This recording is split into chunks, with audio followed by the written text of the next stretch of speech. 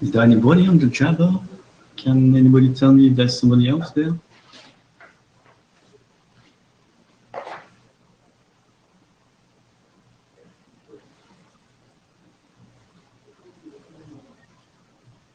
Oh, one. Victor told me that he would participate, at least remotely, but I don't know if it's the case.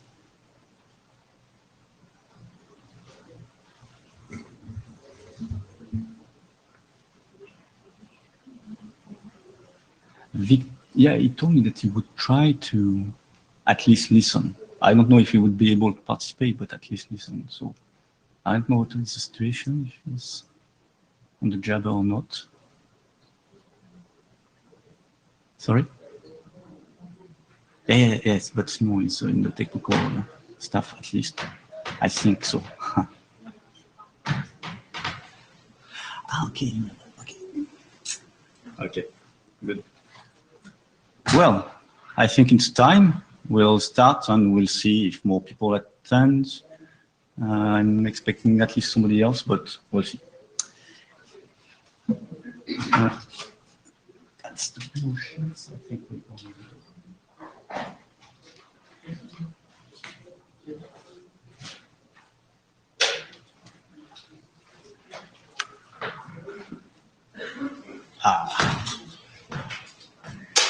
Now we can start.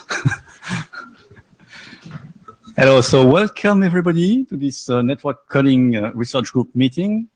I am Vincent Roca, if you want, if you prefer the French pronunciation. And I am co-chair, the brand new co-chair. And Victor told me that he would participate remotely or at least listen to this meeting. I don't know if he's on the Jabber or not. We'll see. Anyway, thank you very much for being here, at least physically or remotely.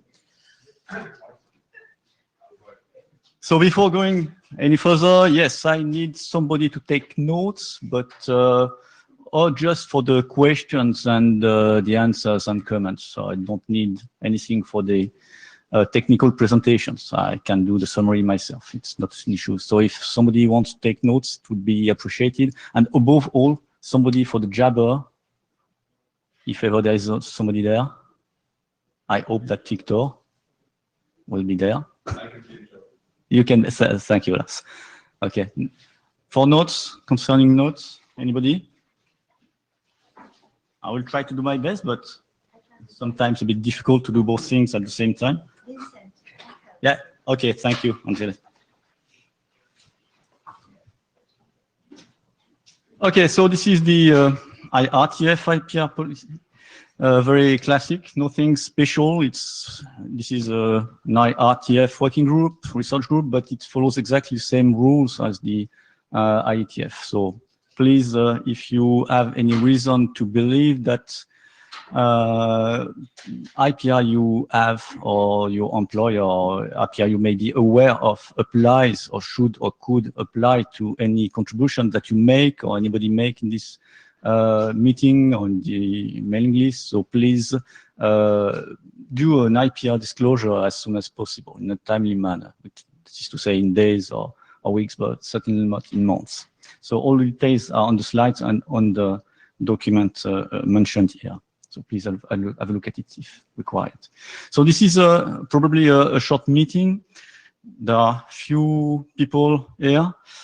Several of the regular participants or who used to be regular participants are not here today, at least physically. We'll see. The last time this group met was a bit more than 1 year ago. It was in Prague, so in July 2015. So a long time ago, and since that time, not so much happened on the mailing list as well. So my goal, my intention is to have this group start again, relaunch a little bit the work. We'll see what will be the future, but at least I will do my best. So this is the agenda for today's meeting. I will start by introducing the taxonomy internet drafts. We will restart this work as well. Then I will do a presentation on work that I'm carrying out in another working group, TSV. There was a presentation I made today morning at TSV, so sorry for those who were there as well. There will be a bonus for today afternoon. I will speak a little bit about this, those RLC fake scheme. And then I will give the floor to Angeles. Thank you, Angeles, for being here today. You are very precious for us. Thank you. No, you are very precious because not only you participate, but you are only in charge of cost action, a European cost action that tries to coordinate research activity in network coding at European level. So it is very useful and precious for us to have this connectionship, this relationship with other European researchers on the topic.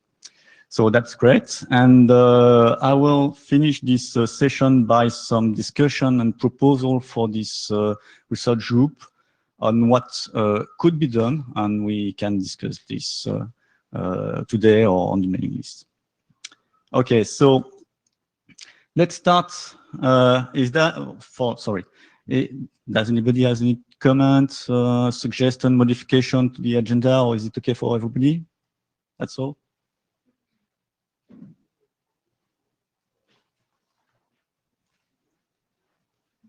Lars, this mic is in a weird position. So I just want to make sure that we get to number 5.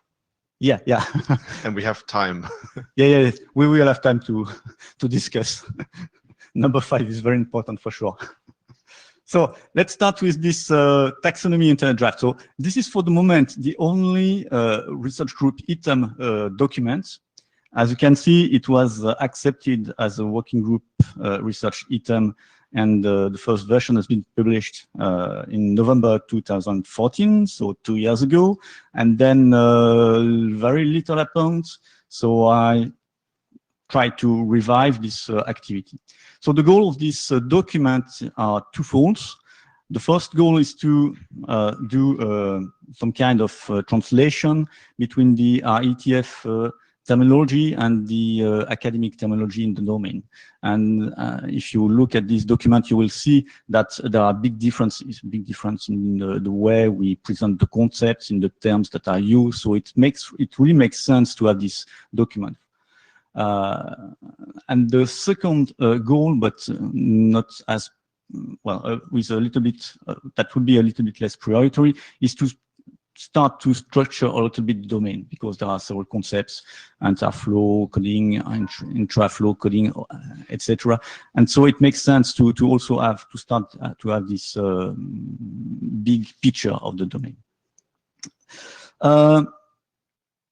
I made a few proposals on the mailing list, and I got 2 feedbacks that were positive. So my proposal with respect to this document is, first of all, to review and change a little bit the structure, because from my point of view, and I'm obviously not the only one to think it, but from my point of view, the structure is a bit too complex. So let's try to reorganize a little bit the items, change a little bit the sections, reduce their number, etc., etc. So reorganization work. And then that's the key point. I suggest to modify the content so that the terminology is defined using the IETF vocabulary and not, as it is the case today, using the network coding academic vocabulary.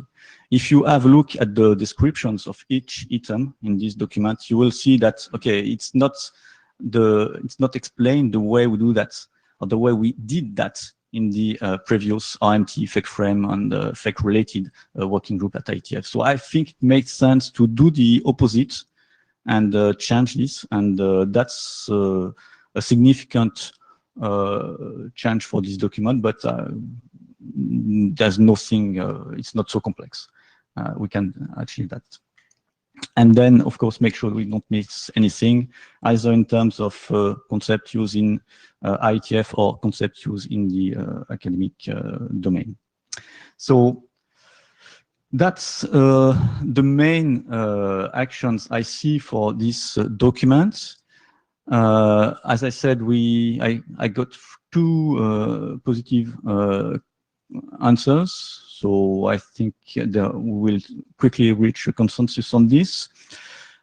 If ever this is not the case, then please speak, tell it. My goal is to have, and that will be probably the first milestone, my goal is to have these documents ready for next IETF. By ready, I mean having most of it being done, most of the changes we want to make being done for next IETF. So this is my milestone, so that we can enter working group classical after that. It's feasible. It's not such, well, there is some work to do, but it's really feasible. I need a few people interested and active on this, and this is for the moment my main concern. I would like to have 2-3 people very active with whom I can work on this. It's also an opportunity to get in the author list. So for the moment, the author list is quite long. I'm not sure this will be the case at the end. We will probably have to restructure a little bit and have a contributor section and move some people there, because otherwise it wouldn't make sense. So we will see all of this in the coming weeks. And anyway, the goal is to have something ready for next meeting. Comment from the room? No, it's okay. Nothing on Jabber? I can't get into the Jabber room. Ah. Into any Jabber room, so I don't know if it's me or... Okay.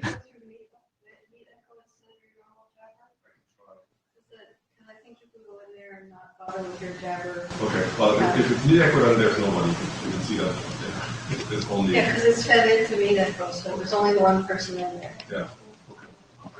Okay, so we're cut from the internet in some way. No, the network is probably working. Huh. Anyway, let's go on.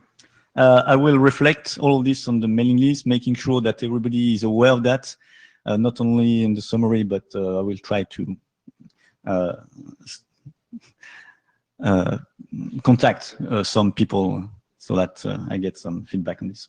Okay, so this is the taxonomy internal draft. I will continue with, not with this, with the FEC-frame documents. So this is a presentation I made today morning at the at the TSV working group. There are some additional slides specifically for today afternoon because the schedule was somewhat tight today morning, and there are also additional topics I want to discuss here that were not so meaningful for today morning working group. So I will skip directly to this one. So the work, just a reminder, the work we've done so far is the following. So we initiated this activity, I initiated this activity with a problem position internal draft that was published 1.5 years ago, that was discussed at the prior meeting at IETF 93. That tries to, well, detail and discuss what are the motivations for this work, what are the problems, giving some insights on possible technical aspects. So that was discussed there. Then it was suggested to move this activity to TSV because it makes sense to have this in TSV, as it is a follow-up of some document published in the FEC-frame working group, which is a transport working group. It was currently the most current, the most appropriate way to proceed was to move there to SV. So I wrote an internal draft with Ali Began, who was also co-author of the initial RFC 6363, and presented here at the previous IETF as well as today morning. Got some feedback from this, and this work will continue, obviously. So there are two sides to this activity. One side is for the protocol aspects. So that's the goal of this FEC-frame version 2 document, which is making progress. The document itself is almost finalized. I will have to do some changes in it, of course, but it will be the content is almost here.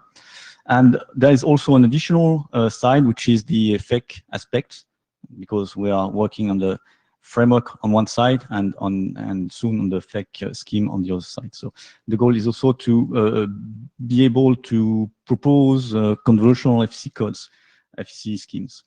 So I'll start with RLC, but of course this is open to any type of convolutional code.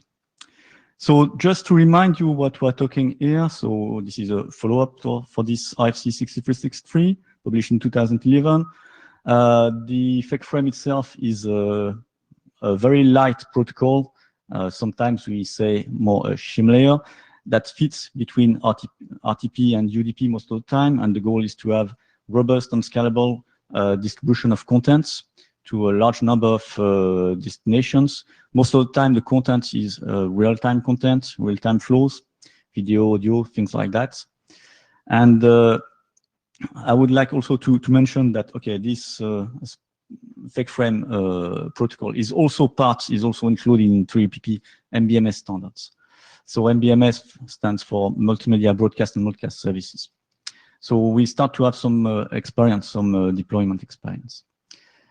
The issue is the following: FEC-frame, as per RFC 6363, only relies on block codes, on block FC codes, and this is what I show on the top. So block FC codes consist in accumulating a certain number of source symbols, source packets, and once you have enough to fill in a block, then you do efficient coding and you transmit one or more repair packets after that. So it means that at the receiver, if there is an erasure, then you have to wait until you receive the first repair packet in order to be able to hopefully repair this, correct this erasure. So it will take time. And the proposal for this document, for this work, is to have also the capability to use convolutional FC codes that will spread the repair packets within the data flow more evenly.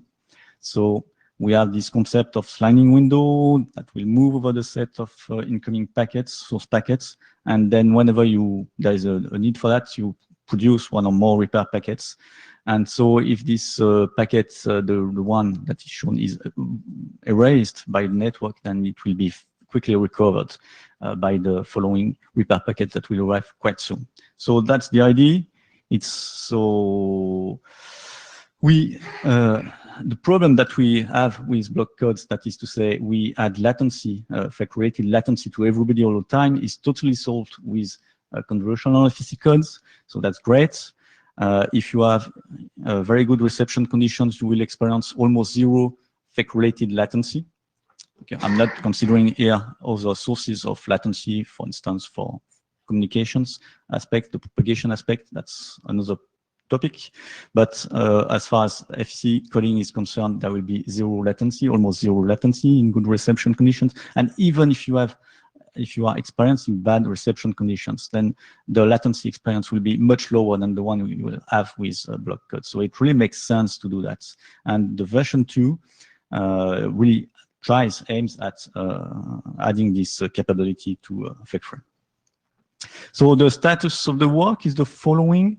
So the document is relatively mature. We have an implementation, more, not completely, but okay, I have a FakeFrame implementation that is commercial, and I'm now in the progress of modifying it, updating it so as to be able to use convolutional FE schemes as well. So this is FakeFrame version 2 implementation in progress. It's not yet finished, but hopefully for next IETF it will be done. And we also have a convolutional code implementation experience. We implemented RLC as a standalone codec implemented in our openfake.org, but in a private version of openfake.org project. So we have this running code, and we are also, just to let you know, implementing this structured random linear code version. So that's work in progress. Well, we also evaluated all of this, and in particular the block versus convolutional. What are the benefits by that can expect by using convolutional codes? As I said, the latency is almost zero when you're in very good reception conditions, and and significantly lower than that of block code. It's working very, very well. And we now have this evaluation of those codes that is available in this paper, the one I mentioned back in the bottom of this slide. And I don't want to go into details, it's not very important, but we can discuss that offline if you want.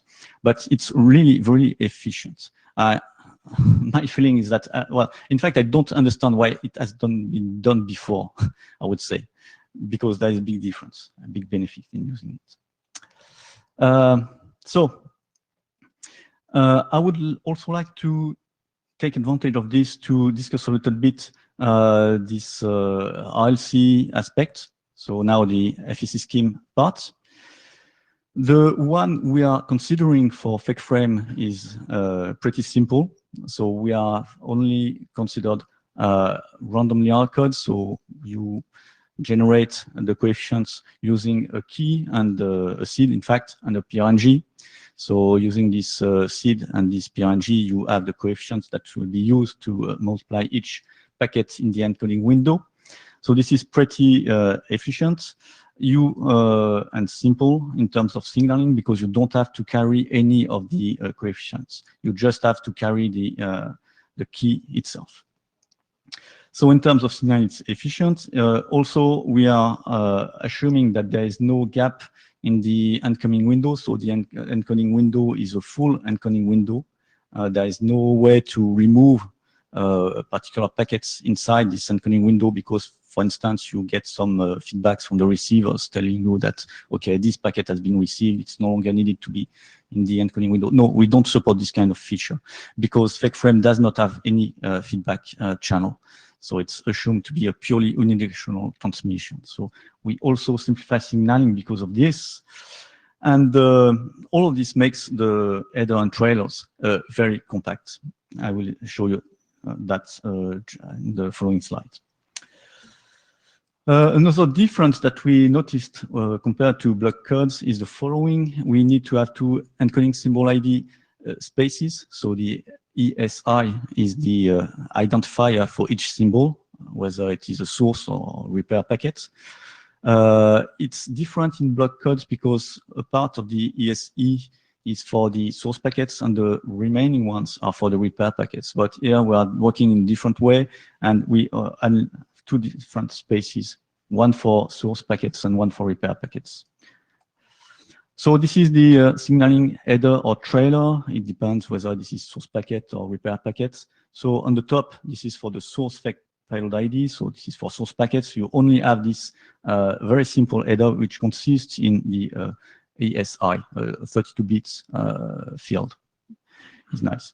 So that's all you need to be able to identify each source packet uniquely. Of course, there will be some wrap up to 0 after some time, but this is easy to accommodate.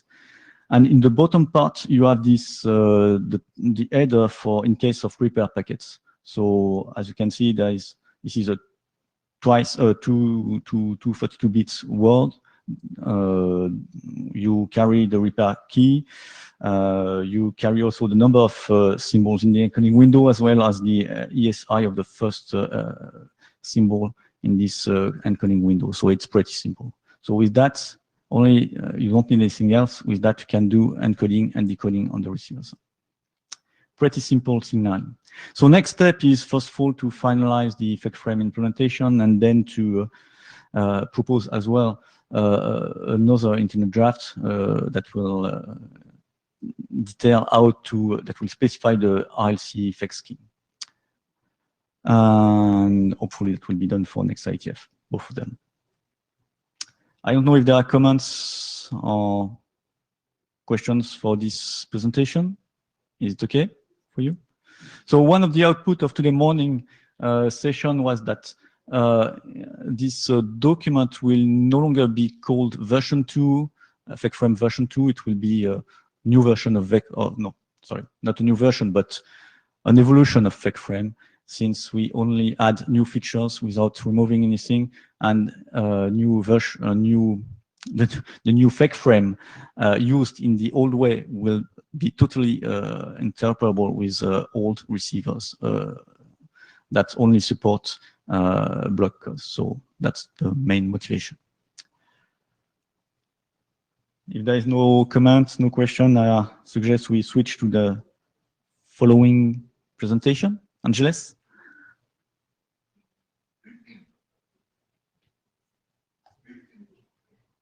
Yes, come in the pink box, and I can.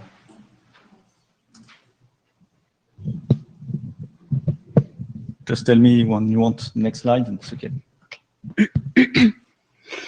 Okay, so good afternoon.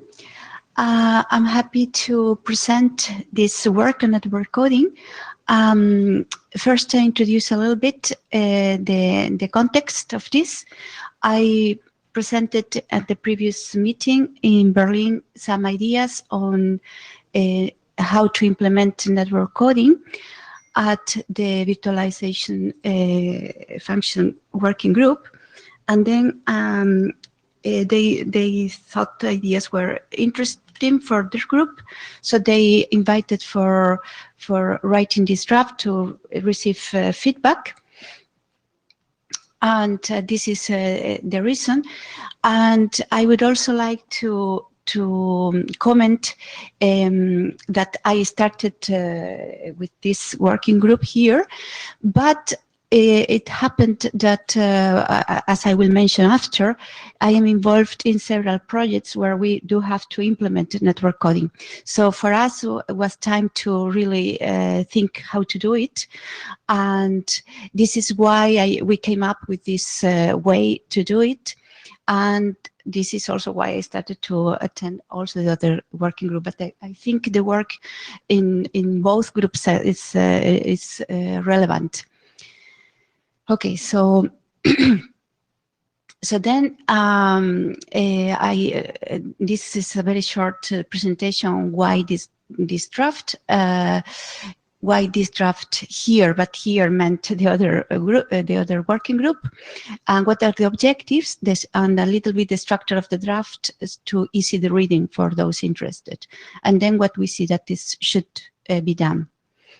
So, okay, so then the reason of this draft is because the concept of network coding, instead of seeing as a code, a way to code as in classic coding, we think that if we see it as a network function, it has some operative advantages. This is because, first of all, it's not classic coding, even if it is not here, because it is network coding. It affects the many nodes, not only the sender and the receiver, but at the same time, it's also not typical, or what we could also call classic network function, as they have been implemented in dedicated hardware, which is what has triggered the virtualization, as we will see after. So even though it's not a classic or traditional network function, it can be seen like that, and such functions should enable in-network optimized re-encoding on a per node basis, and is able to provide, it's proof that it's able to provide throughput gains and network controlled degrees of reliability. Of course, it has so many degrees of freedom to be optimized and to be used that it may require some sort of step-by-step deployment, and this is our aim too. So then, why the virtualization? Why the virtualization of a network coding function makes sense? Because again, also has operative advantages.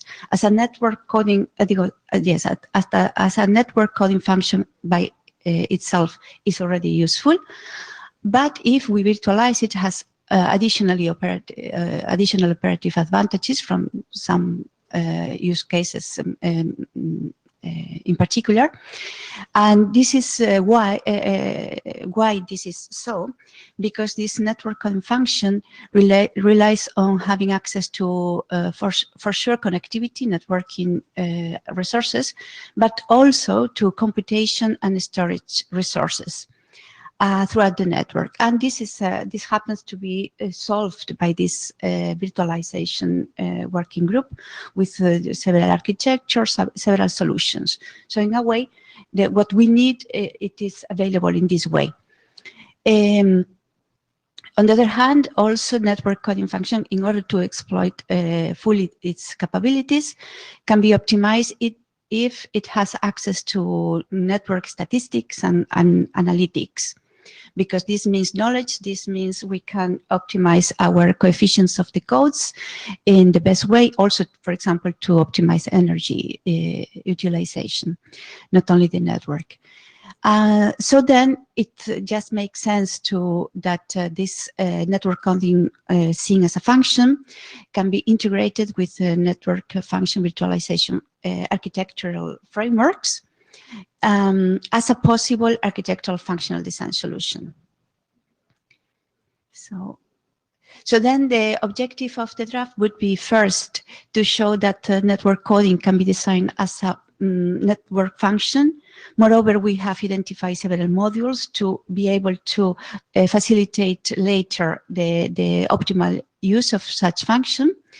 And objective 2 is to show how such a network coding function with these requirements mentioned before of connectivity, computation, storage resources, find a natural framework in network coding function virtual architecture frameworks.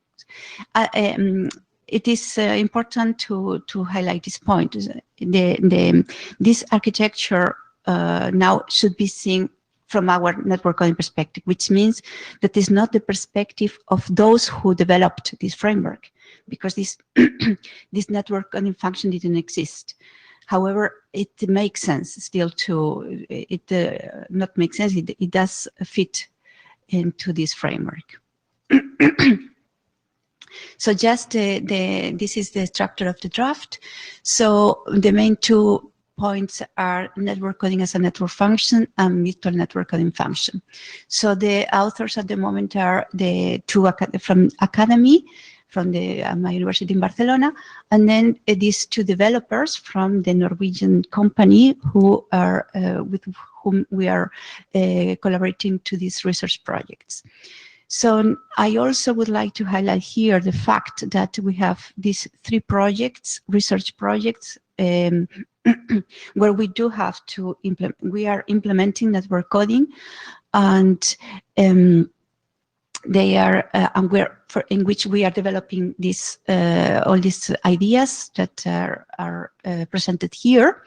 So the first project is this Eurovision, and is funded by the European Global Navigation Satellite System Agency. And the other 2 projects are one from mission critical communications, and the other one is a test bed, and both are funded by European Space Agency. So I would like to comment this fact that curiously enough, one of the first ones to believe in this technology and to implement and to fund this technology is satellite technology.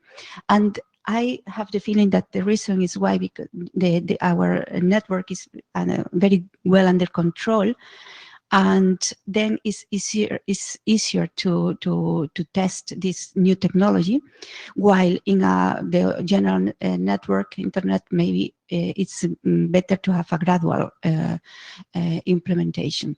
So that was just a side comment. Okay, so then for the network coding as a network function, we have identified that the design of such network function requires 3 domains. On one side is the coding domain, which we also do, but is not what we bring here. It's fundamentally coding theory and algebra. Then we have the functional domain. And this is the domain we bring here. What are the functions involved into to make network coding operational in a network environment? And finally, the protocol domain, which means make it really work. So for now, we are what we bring here is a functional domain, and the protocol domain. I believe it has also a lot of work to be done here. Our developers are doing this like as a first, as they see, but probably we could also find ways to be more internet oriented. I don't know. Anyway, what we are bringing at the moment here is the functional domain, please. So, and this functional domain, what we have done is to think of them as in terms of toolboxes of functionalities that the designer and then the user can use. So we have these 3 toolboxes. The first one is the coding, re-encoding, decoding functionalities, which, as you see, are basically the functionalities as in fact frame. This would be the equivalent in our case of network coding, except for the fact that we need re-encoding in those selected controlled nodes that it makes sense to do additional operations. Then we need this additional functionality there as compared to classic coding decoding. But then we can do much more with network coding, because we can, depending on the network status, what are the design objectives of the service for which this coding is used. We can do some flow engineering functionalities with some optimization, and we have already solutions here. And finally, the functionalities to interact with the physical versus abstract architectures. I on purpose say abstraction, because one option is the virtualization, as I said before, but it may be others. Yes. Okay. So then, finally, is as if that network function with these functionalities are to be virtualized, it just can be seen as one of the boxes of virtual network functions that fits exactly in the architecture that this group is adopting, which has been, as far as I understand, primarily also developed in ETSI. So there are very well identified functional blocks, as you can see here in this architecture, and they are all useful for us. I just highlight here the differentiating aspect of network coding as seen as a virtual function, in the fact that in order to really optimize network coding, we can also abstract what the physical flow. So we can actually work with a mathematical model of the physical flow. This is not needed. Maybe it's what I said before, that it may be gradual, but this is the one of the differentiating aspects. And this is also the reason why network coding can be naturally integrated into other virtualized frameworks of abstract entities, also such as this virtual network or network slices that are now around. So this is the differentiating part. Then the next subsections of this section are just to we go analyzing some of the blocks that exist in this architecture. So we don't add anything at the moment. We just say how all these blocks that exist are useful for us. Yeah. So this was it. So this was just a very preliminary approach to the draft, to see how what the feedback was. We of course we can't do much detailed description of the functionalities, but then what the main feedback we got is that they would like to see, of course, detailed study cases, and this was also our idea, because we do have study cases, but we would like to have different. We would like to have the ones of satellite, of course, that we have very well, but then we are working also in some really in the in-network optical network if possible. So this is the work undergoing now.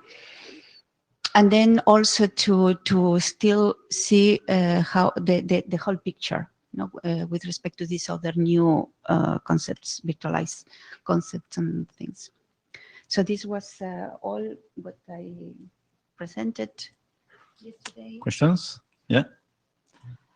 Blaine McDonald. I'm in the access space. A lot of these, I think a lot of my comments are focused more on the terminology. I think really what you're trying to do fits in the NFV context, and creating new acronyms might not be necessary, because there's lots of different type of VNS for different functions, and even abstraction at the device layer, we're putting it in as a virtual network function. Okay. So, Mhm. but I mean, the concept makes sense to me, and a lot of this, Oh, good. the stuff that you're talking about doing is also we're accomplishing at the SDN layer, effect control, which I didn't see depicted in Okay. the network control aspects, and then your VNFs, and we're stitching and then abstracting layers. But we're still calling most of those functions in between VNFs. We're not creating new acronyms, even though they're doing computational type activities or Okay. abstraction. That's a good feedback. Yeah. Yeah, we can use the same terminology, but explaining exactly how we understand them, how it works in our case. Yeah. It just kind of, when we hear more That's and a more good, acronyms to the left. It's a very good point. Yeah. And I think it even is good for us because we make ourselves more integrated. Excellent. Yeah. Thank you. Thank you. I have a question on my side. Yes, you are working in 3 different projects. European projects, most of them.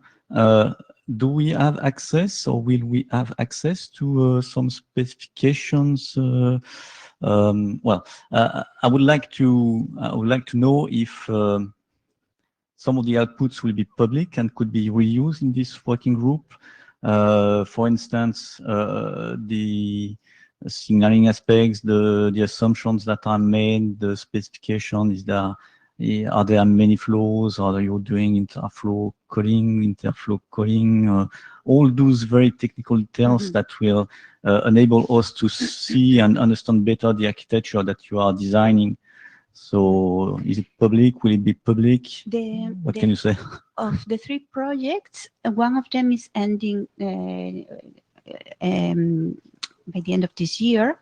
So for that project, it's an H2020 project. So for this, they do have a final, I don't know how they call it, summary, executive summary or something, where all the main aspects are public.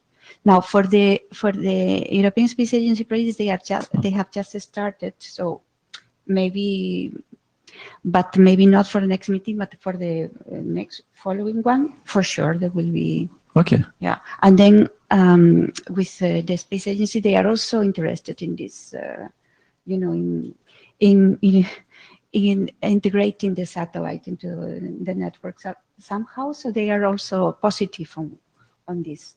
Okay, so there could be connections with Yes, the consortium and. I think Okay, so, yes. that's a good point. That's a very good point.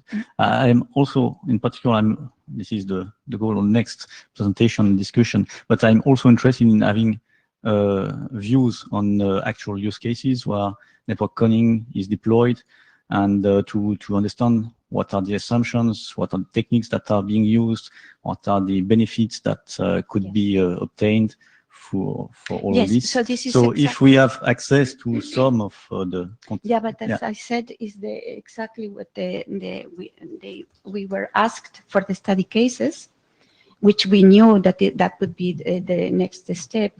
But we also want to. I came actually here to also figure out what will be the best way to present these study cases. So it's friendly understood here, right? Yeah. So this is our main objective now. Blaine McDonald again. Have you engaged OPNFE and ONF yet? I don't hear now. OPNFE and ONF, have you engaged those organizations as well? No. Oh, okay. They might assist with some of your architectural stuff, because it'll. That's a good point. And I also wanted to say that yesterday, after my presentation, there was also some other people supporting the RFC, and they happened to be working also in another project funded by the Space Agency. So this is which I didn't know. And it's about caching, so it's a completely different case to our case. So we will have enough cases, I think. Good. Hi, so I'm Allison Menken from Salesforce, and I see Victor is in the queue. So maybe, I don't know if he should go before me, but my question is, now I'm coming in new, and I'm going to be taking over from Lars. And I mean, what are the open research questions here versus sort of setting up a pragmatic engineering architecture? Because I looked over the draft and I looked at, you know, it's part of several research projects, but what are the hard things here? And also I noticed security is kind of punted, but I always think of security as one of the things that we might actually get some real like novel directions for out of this. So can you comment on those two questions? Yeah, and I'm very happy for those questions, because my personal opinion is that research-wise, there are a few big open questions, but network coding, but very theoretical. They're not really needed for our lives, you know, like in coding, normal coding theory, there are also big open questions, but we are using coding everywhere, you know, so we should go forward now. So actually that's why is what I did, you know, so the research, I did a lot of research, we have the gains, so let's do engineering. So that's, I totally agree with you. I think it's time for engineering. Then I didn't want to mention the security aspects, because you know, it is something inherent in network coding, but so it's how to say, you can choose to look into it if you want, but it's again, there is no need. You can use other security solutions that exist, but it's again, I think it's again engineering is. Whatever is what the big answers for what we need are there already. And in fact, in the draft, I highlighted the practical research papers and the fundamental basis. And this is done.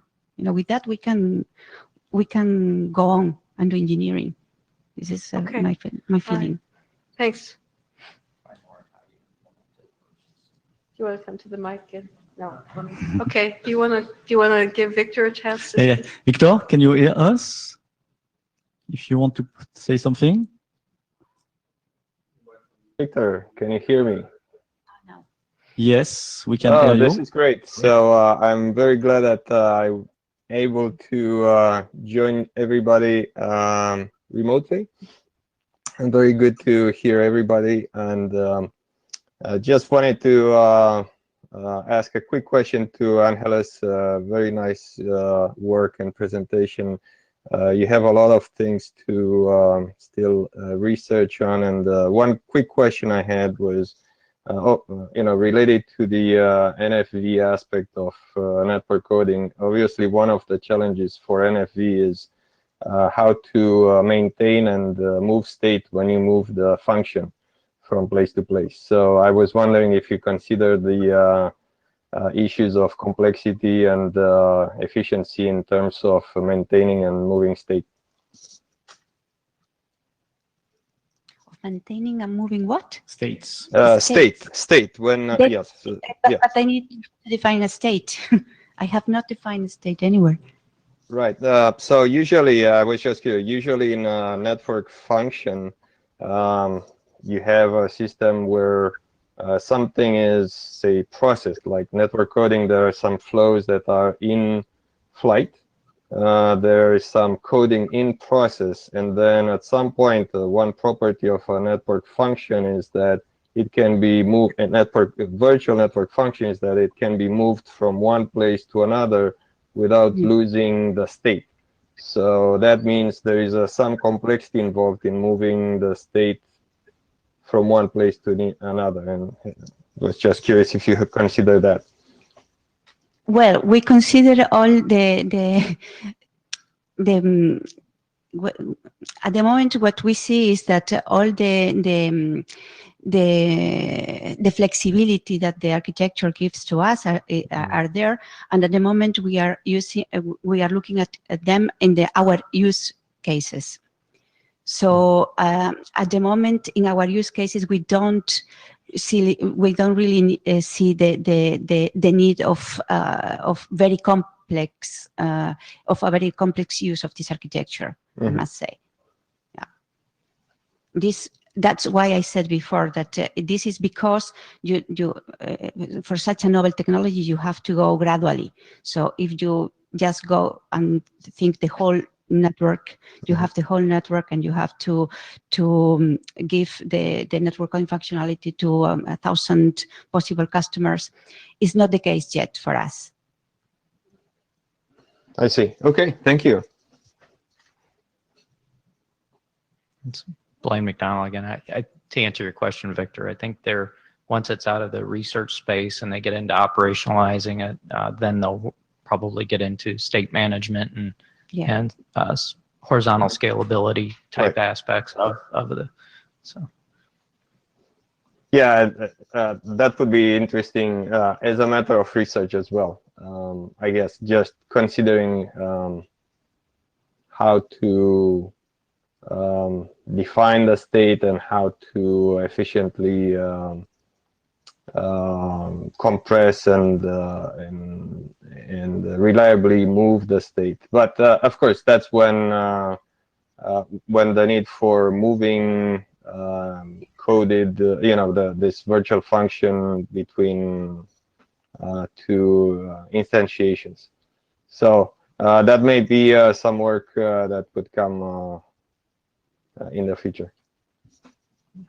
Yeah, and this Blaine again. Yeah, we're kind of working issues like that in the ONF, and that's kind of why I was recommending those type of groups to her.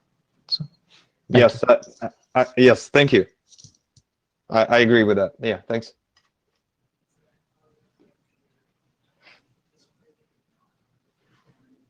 Okay. I think we're done. Thank you, Jess. Thank you. Okay. Yep. Just click the button. Wait, run.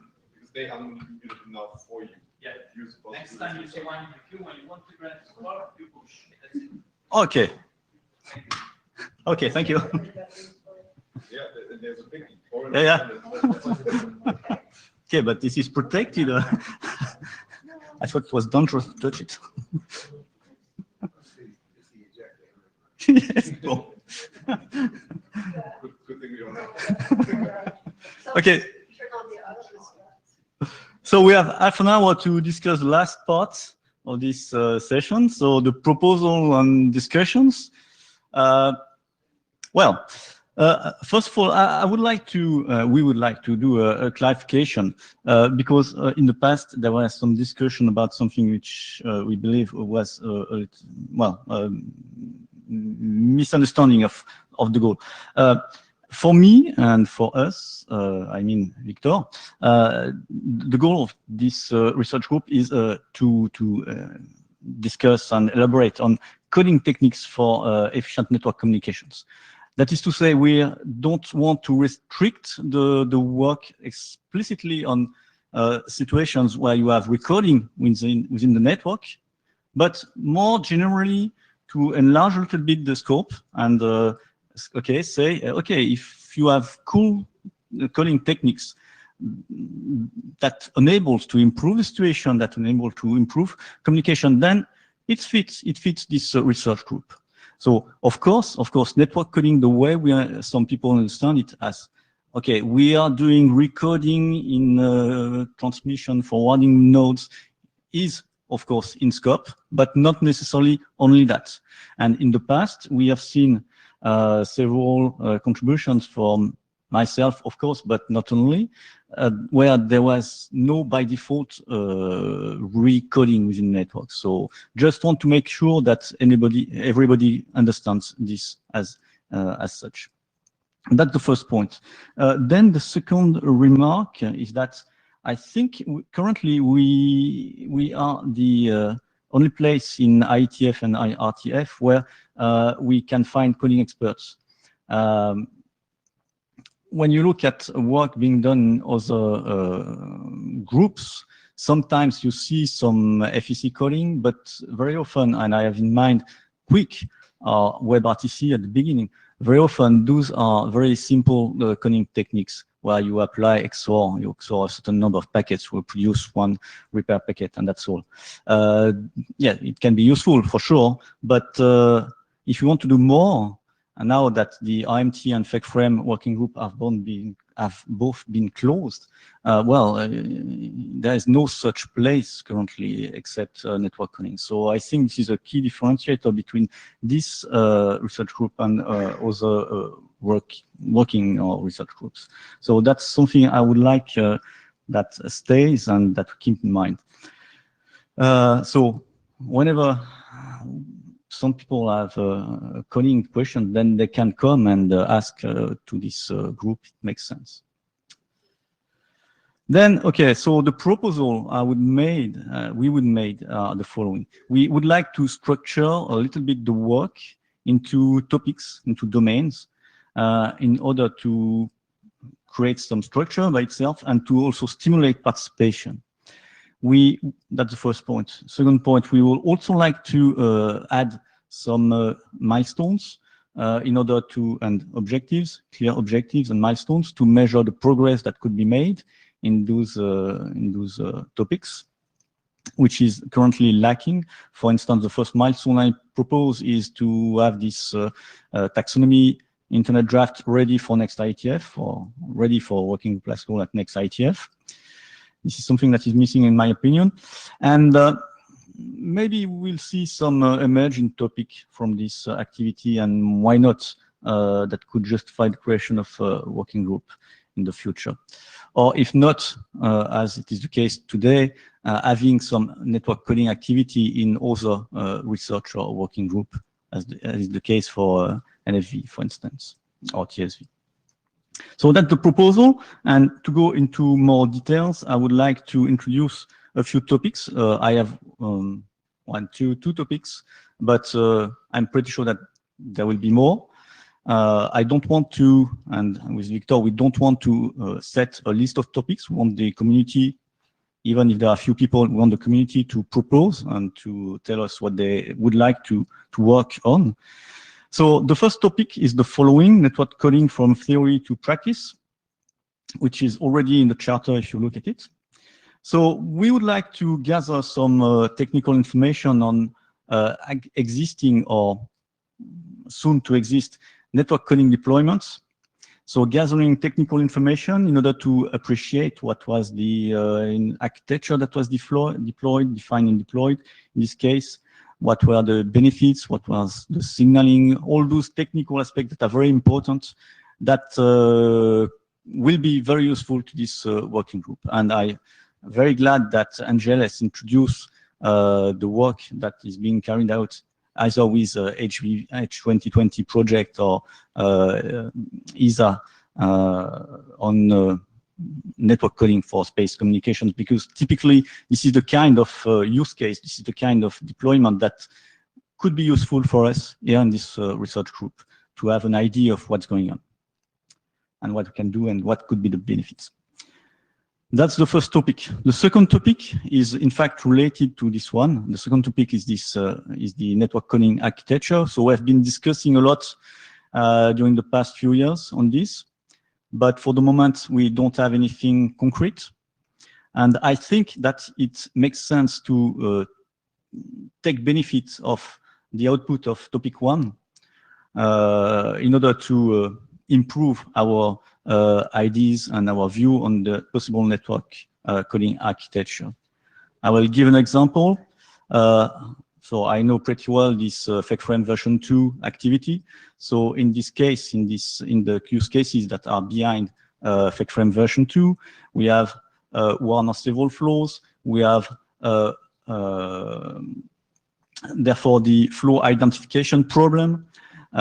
Because we are applying coding on top of UDP, so we cannot rely on UDP port numbers, source destination port numbers, on IP addresses, source destination addresses to identify flows. So we have to find something else. So we have introduced this flow ID that is protected by the FEC scheme itself. So when we at the receiver when we recover an erased packet, then we identify also the flow it has been, well, the flow it belongs to, thanks to this flow ID.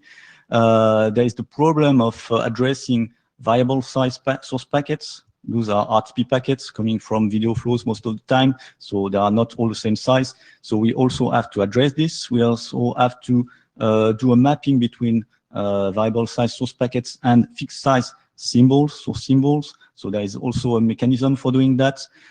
There are many technical aspects like that that are very important, that are use case specific. For sure, what has been done for flex frame, the use case that are considering, cannot be regarded as a general solution. But by keeping in mind, having in mind several such examples, several such deployed solution, network coding or coding solutions, we will probably, this is my feeling, we will probably find a better network coding architecture, and at least we will probably avoid some mistakes by ignoring some key aspects. So I think that the network coding architecture is something important, but it should be done after having gathered a sufficient number of examples. So this is the goal of the first topic, and then second topic, network coding architecture.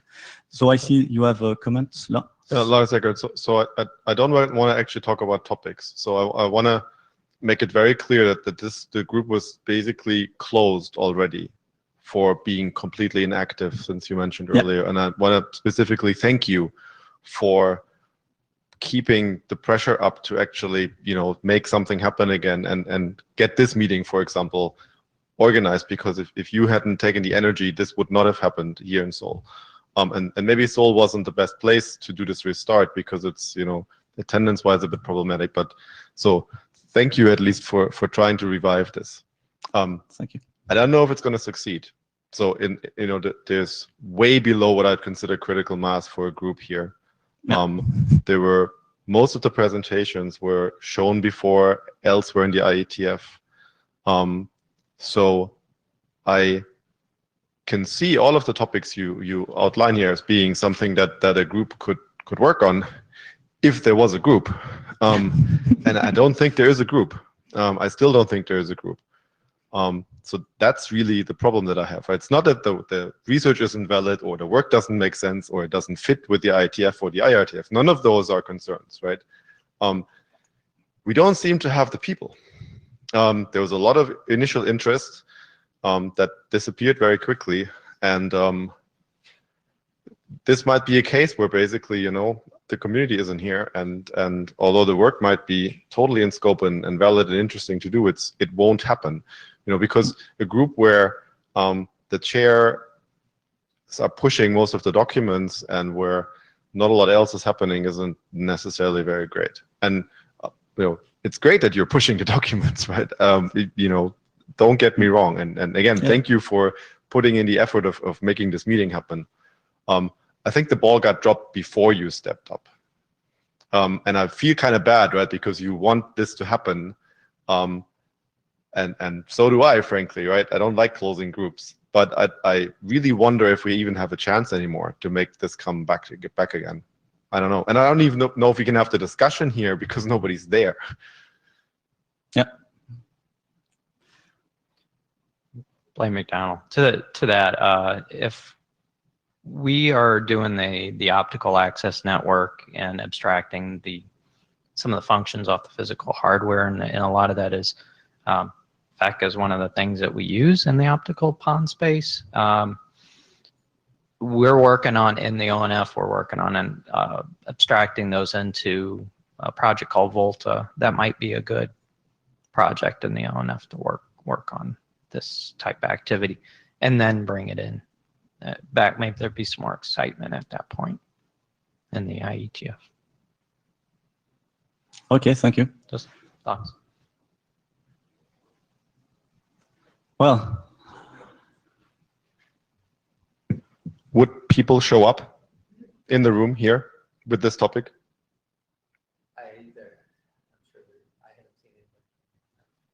Right. So that's not a yes. So there's no question that there's work that's interesting that's happening, right? But you know, the meeting fees we all pay that are in the room probably don't pay for the room for the session.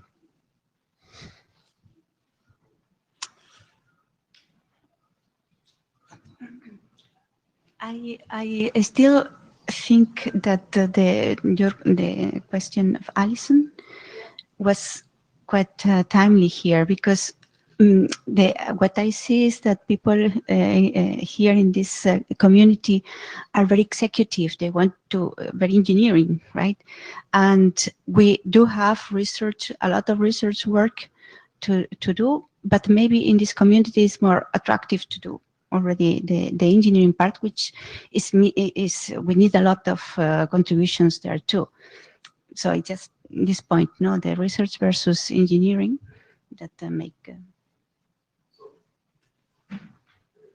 Lars are good again. In general, yes, but this is the IETF, and this is a research group, not a working group, right? There's not going to be any standards coming out of this group, and so research could be discussed here if it came, and you know, you listed very many EU projects. I don't see anybody other than you. Thank you for coming in the room.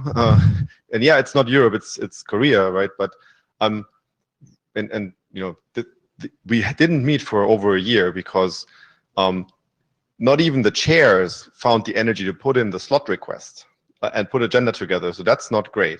And Vincent was really the only one who was prodding them and says, hey, you know, there's stuff that we should talk about, and can we get together? And but it can't be a one-man show, unfortunately. Yeah, sure. Sure. You judge. You judge. So the what do we do part is you know what I like to sort of figure out, and I'm stepping down in March, and I just learned that apparently I can already step down as of Sunday. So it's your show if you want it to be already, or we can hand over whenever we want. So I don't really have to live with the consequences of the decision anymore. So I can just wait and let Alison deal with it. But I don't want to, frankly, right? I would like to leave here a set of research groups that I feel good about, and I don't feel so good about this. I haven't felt good about this for a long time. You probably haven't felt good about this for a long time. And it's sort of, you know, can we turn it around soon? I don't know. I'm trying, but okay. Yeah. Yeah, so I don't have the benefit of having been here. Oh, somebody just, there's a Pac-Man thing happening up there. But yeah. So I had asked you at the beginning about meeting some other place. So one question is, where are the people who are doing the research in this space who could use an infusion of kind of internet thinking, because they're doing it perhaps in a more EE context or something like that? Where might such a conference be where, you know, a few IETFers could show up, you could show up, you could run a meeting? Because there's no reason to have it here. I was reminding, we didn't overlap, but RMRG actually hardly ever met here. It almost always met elsewhere. And then that allowed a lot of people to participate who wouldn't have come to IETF. So, you know, a lot of the stuff that came out of that, like the sort of original basis for effect frame, didn't actually have a constituency here at the beginning. So I don't know whether you have a proposal for a place to meet that could be different from here. Maybe try to have a more energized meeting somewhere where there's more of a constituency. Yeah. Yes, Victor. Oh yes, hey, I was waiting. So I take everything that Lars said to heart. Absolutely, we had a lack for many reasons that may not be the time and place to say here, but let's give it a new another try. I will be more active together with Vincent. But of course, it's not us to, we're just helping a group. Clearly, we had constituents that have been gone off from research to some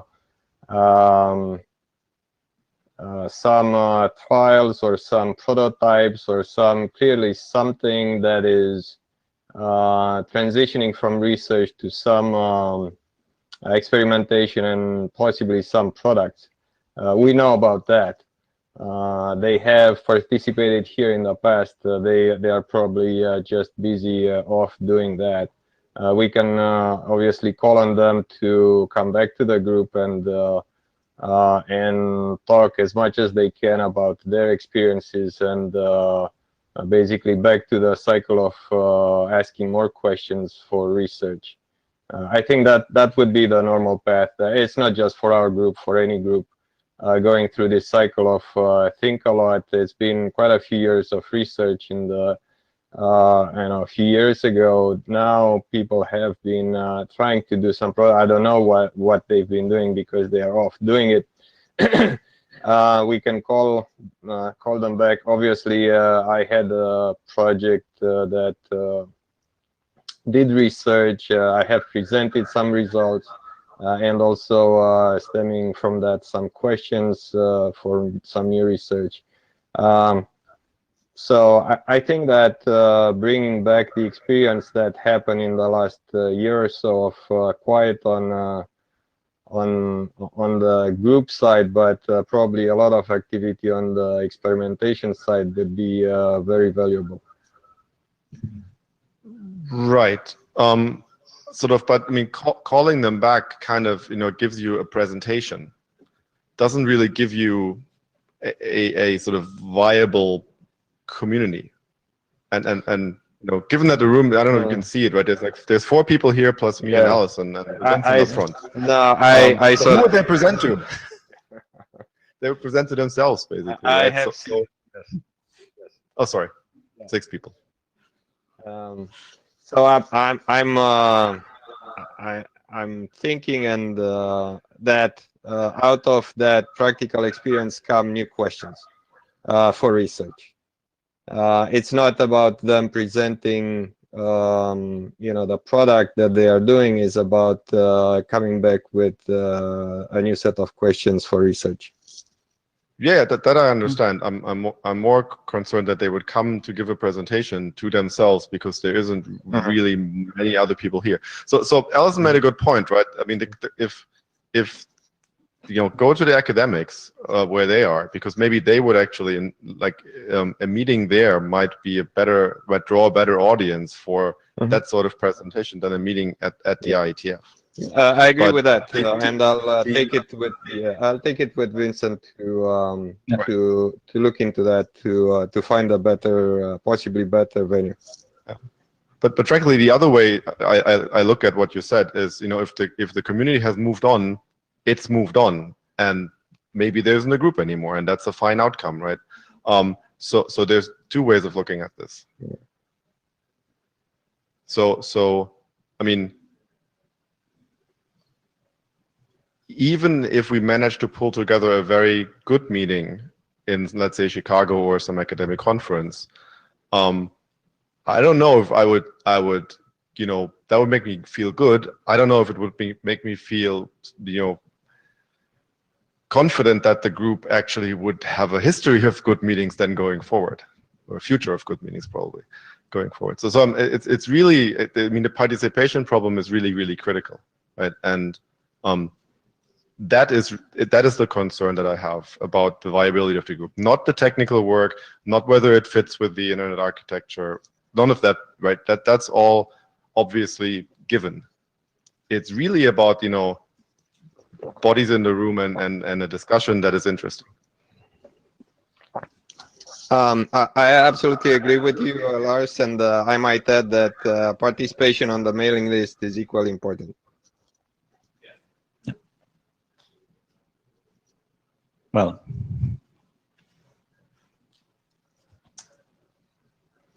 so one last point, if I may.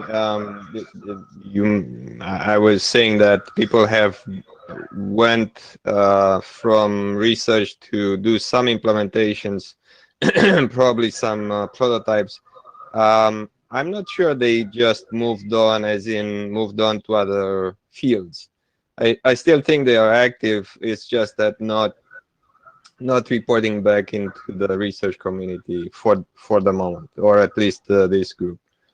So we take as a task to see what research activities are there relevant to this group, and bring the interested parties to work together on research in this forum.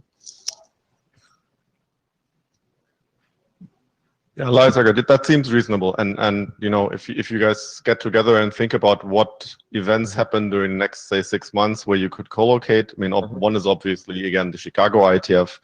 There might be academic conferences. And I'm stepping down in March, so these 6 months extend past my lifetime as a chair. But that would sort of I'd be willing to give you 6 months to see if there's a significant uptick in energy.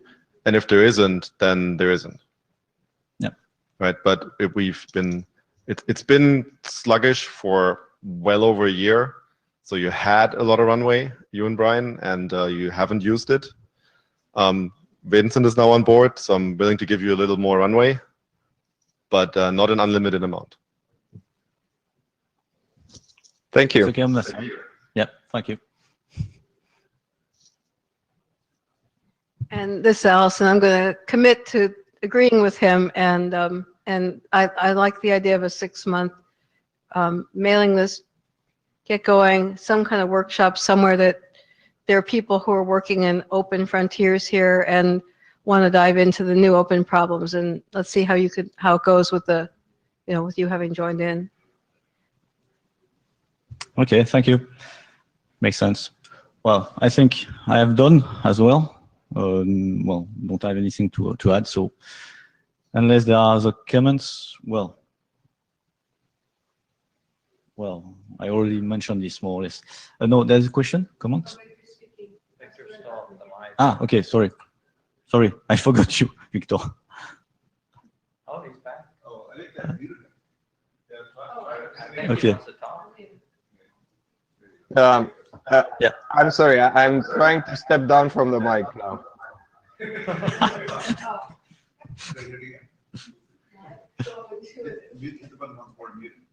Yeah, I need to be very careful with this.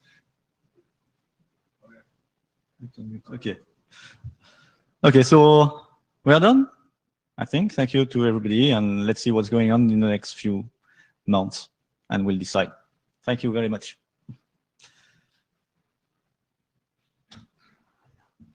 Couldn't this be in the NFD or in the NFD one? The question, no problem. The question was whether this could be in the NFV RG. I mean, that the NFV facing parts of it, sure.